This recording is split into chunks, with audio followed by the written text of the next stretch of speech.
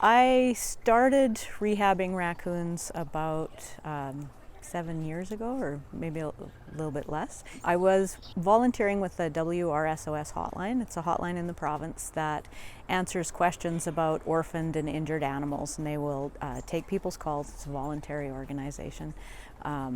And I started answering the hotline, and I was picking up orphaned and injured animals, and I was taking them to Jan Shattuck. She was the rehabber here. So I helped her a little bit with the animals.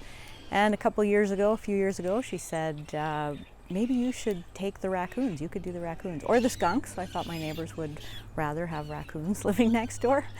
The funny thing is, or it's curious to me, that people will shoot the mothers, drown the mothers, relocate the mothers, and then once they find out they are mothers and they have a litter, they feel bad and they want me to take them.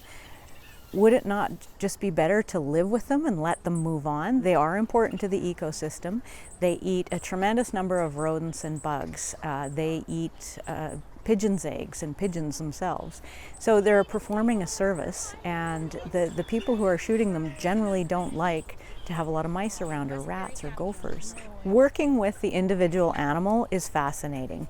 You get up every morning and you prepare the bottles, which is not so much fun, and all the washing that goes with it and prepping. But once you're sitting with that little animal and it trusts you so much and it is comfortable and you know that you're giving it a second chance, that's really important. And I think that's why I have a lot of wonderful volunteers. They love the animals. They're willing to put in the hard work. They sign up for shifts. They're here 2 or 3 hours, sometimes 5 or 6 hours a week. And they love feeding the bottles and watching them develop, and they're fascinating. They're so smart. They're able to get in and out of cages if I don't keep them locked, and they can figure things out. They're really special little animals. You want to go inside?